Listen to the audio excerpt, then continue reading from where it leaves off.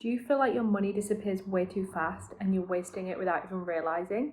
Well, this video is for you. Hi everyone, my name's Alice, I'm a chartered accountant and I'm interested in all things personal finance and personal development. So if you're new around here, subscribe or hit that notification bell so that you will be notified every time I upload a new video. Today I've got 10 powerful hacks that will help you stop wasting money and keep your hard-earned cash in your pocket without sacrificing the things you love. I'm not going to tell you to stop buying lattes, I'm not going to tell you to stop eating out like some other influencers. So let's jump right in. Okay, number one, interest. This can be interest from credit cards, this can be interest from mortgages. So if you carry a balance on your credit card, you will be paying interest. What's the fix? Pay your credit card off in full every month. Even if you've gone a bit overboard that month, like sometimes I may do if I'm traveling, then you can use your savings to pay that off. But it's much better to use your savings to pay that extra balance than be paying for interest. Because the interest rate on your credit card is very likely to be higher than the interest rate that you are getting on your savings. Also, for your mortgage, you are paying the principal of the mortgage, but you are also paying interest on that mortgage. So the quicker you pay it off, the less interest you pay on your mortgage. Making just one extra payment per year or setting up bi-weekly payments instead of monthly payments can shave years, but also thousands of what you pay towards your house. The loan amount is $300,000. The loan term is 30 years. Interest rate is 6% and your monthly payment is $1,799. Now let's say you decide to pay an extra $200 per month, so that would be a total payment of $1,999. By adding $200 extra each month, you will pay off the loan 5 years and 1 month quicker, so that would be 24 years and 11 months instead of 30 years, and you will save $68,000 of interest payments. That is mind-blowing. $200 more per month. If you're in a couple, that's $100 each per month. That's nothing. That's one meal out, and that will save you $68,000 of the cost of your mortgage. Please note here that you need to check with your mortgage broker. You need to check with your bank or your mortgage company that there are no fees for overpaying. Usually there are, but over quite an extreme overpayment amount. But $200 per month should be absolutely fine without fees, but it's worth checking just in case. But how does this work? How can it be that you save $68,000 by only paying $200 extra per month? Well, extra payments go to the principal of the mortgage, which reduces the amount that accrues interest. Since interest is calculated on the remaining balance, less principal means lower future interest charges. Over time, this compounds, leading to massive savings and earlier payoffs. I've talked about the power of compound interest in my video, Beginner's Guide to Investing, so check that out if you want to learn about investing. But yeah, over time, the compounding leads to increased massive savings. This is with investing, but this is also with paying off a house. Number two, online shopping. So I know you like to go on Amazon and it's just one click. They already have your credit card details. I need this.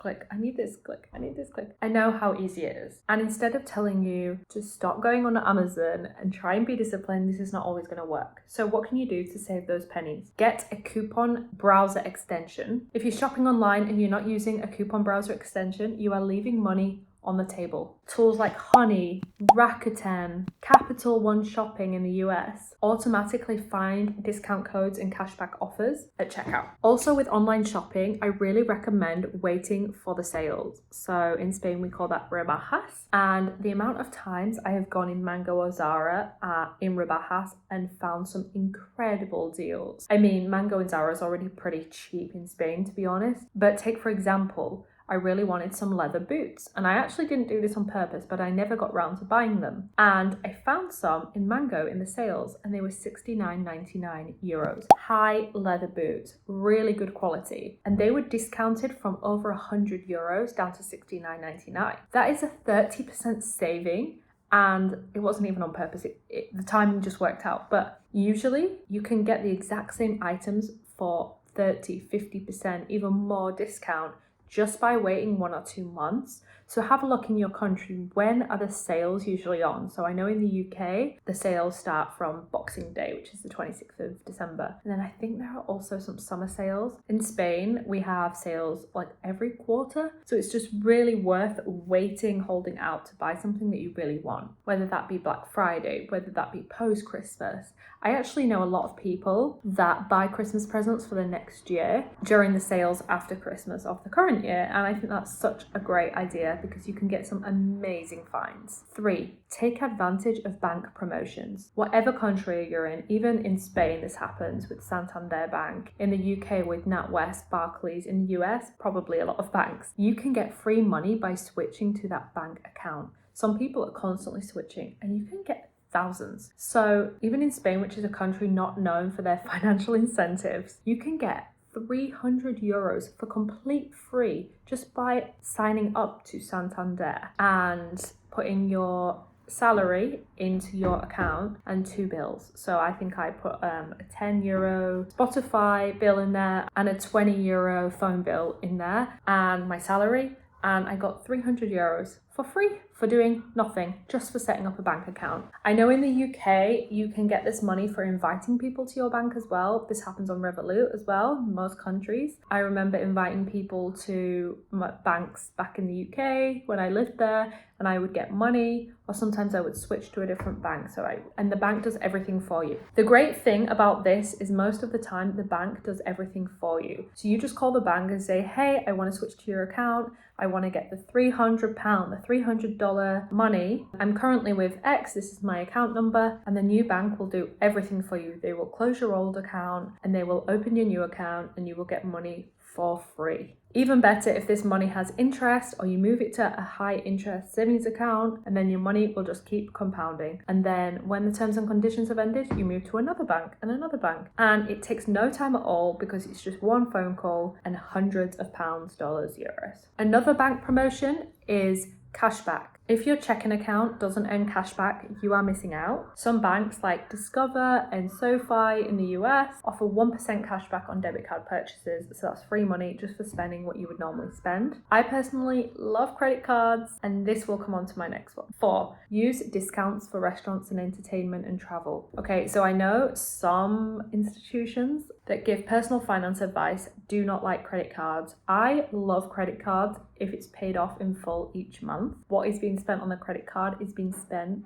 like real money and what you would spend anyway, because it leads to free travel, free restaurants, free flights, free upgrades on flights, free hotels. If you have Amex, if you have Revolut, if you have Chase in the US, check their apps for discounts on all sorts of things. So I know Amex in the UK, we have a lot of restaurant discounts, and also we have Shop Small. I think this is in Spain too. So when you spend £10 or 10 euros, you get €5 or £5 back if you spend it in a small business, like a local cafe or restaurant or shop. So again, this is free money for money that you're already spending. So seek out these deals. If you are still buying things on a regular debit card without any of these privileges, then you are leaving money on the table. 5, stop paying for subscriptions. Go on Apple, go on your subscriptions and have a look at what you're paying for. You are probably paying for things that you didn't even realize. I definitely was, and I have been trapped so many times by free trials or annual subscriptions that I thought were monthly, and I'm like, damn, I just paid 40 euros for a skin ingredient app to check what ingredients are in skincare products, which is great, but I just spent 40 euros and now I don't use it anymore. So make sure you cancel all of those. Of course, you've already paid up front for a year, you can still use it. They're not going to cancel your membership. The majority of the time, you use the app until you have finished paying for it. There are also apps like Rocket Money or Trim to track and cancel unused subscriptions. Even if you still want them, see if there's a cheaper plan or a family share option and see if you can save even more money. 6, we're going back to bank. Say no to bank fees. Do not sign up to a card that gives you an overdraft. Do not sign up to a card that charges you for using ATMs. So for example, with Revolut, you can have about 200 euros or £200 per month withdrawn from an ATM. And there's certain ATMs on the app that are free. But if you go to one that's not, you'll get charged €4. That is a sandwich, that is a drink, that is not worth it just to get money out. So there's a lot of ATMs where it's free, you just need to check the app. So that's on Revolut. But on the other apps, just make sure that you've got a card where you've got free ATMs on hand and you don't have to pay overdraft fees, because overdraft fees are such a waste of money. Also, account maintenance fees. Please do not pay this. Okay, some people pay for Amex maintenance fees or Amex fees, Amex Gold, Amex Platinum, and maybe you get the benefits. So this is something that you need to weigh up. But if you have a debit card, you should not be paying bank maintenance fees, full stop. 7, cut your bills. You can literally ring up your phone provider, your electricity company, your insurance company, and tell them, hi, my renewal's coming up. Or, hi, I'm going to change to another company. I found a cheaper rate. Can you match it? And most of the time, they will match it. They want to keep you as a customer. It's so worth doing, and it might not sound like a lot if you save €20 a month on a gas bill, but that's €240 per year. Compounded, that's almost €300 per year if you put that in a savings account. And that's just one type of bill. If you do it with your phone, if you do it with your water, if you do it with your insurance, you can save thousands per year. Also, to cut your electricity bill, you can use a smart thermostat. I am not going to be someone that tells you need to turn off the boiler and only have hot water at 1 hour of the day. I know people that do that, including my mom, and I think that is not really a way to live. So I am not going to recommend that, but I would definitely negotiate those contracts, and I would use a smart thermostat, and I would switch to LED bulbs too, because that is an easy way to cut electricity costs. Number 8, buy in bulk and be smart about it. So Costco, Macro, whatever you have in your country. Now, buy in bulk for things that you actually need. So toilet roll, kitchen roll, dishwasher tablets, cleaning product, maybe drinks that you always buy. It's so worth it to buy in bulk, and then your grocery shop or your stock up on non-perishable goods.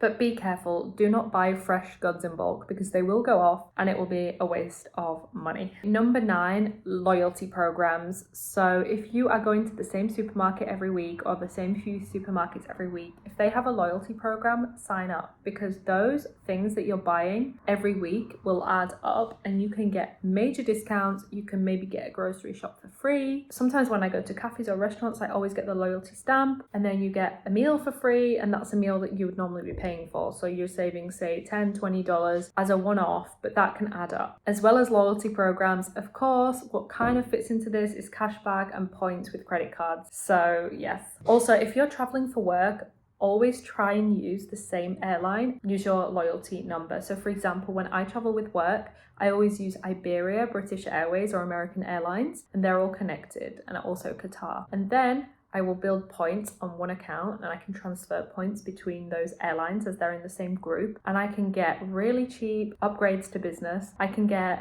free flights, and recently I was looking to have a flight from the Netherlands to Spain, and it was looking like it was going to be about €300 plus for this flight because it's an expensive time, and I found a reward flight for 8,500 Avios plus €80 of tax. So I ended up spending €80 instead of like €380 just by having 8,500 points. And I actually have almost 100,000 points just from a few travels with work. So it's really, really worth having that loyalty program and using the same airlines so that you can build up those points and get travel for cheap or for free. Number 10, watch who you're following on Instagram. So this is kind of controversial, maybe not, but look at who you are following on Instagram or TikTok. So if you're following a lot of models, or if you're following a lot of influencers that sell their lifestyle, there's a few Instagrammers or YouTubers that I love, and their niche is designer bags. And I've always been of the principle that I don't need a designer bag. With $2,000, I would rather go on an amazing trip. But sometimes I look at their videos or their Instagram and I think, I want that Chanel bag. I want that. Oh wow, that is so great. And actually that is not in line with my values. We are so persuaded by what we see online, and without actually thinking, do we want this? Does this fit with our values? For me, it doesn't fit in with my values, and that's something I really had to readdress. So now my Instagram is basically business and self-development and quotes and podcasts, and I do not follow Instagram models. I do not follow people who sell products because it just makes you buy. Like, it makes you want to buy everything that they recommend, and that's the power of influencers. But try and create and not consume. And even if you do consume, try and consume things that are going to make you better, and that are going to make you save and invest money, and that are going to make you earn money and increase your earning potential, not that are going to make you spend it. Because there's so many people right now that have their jobs, and at the weekend they spend all of their money on shoes and bags and all of these things that they're recommended on Amazon. And at the end of the day, they don't then have the money to save and invest in their financial future. They don't have money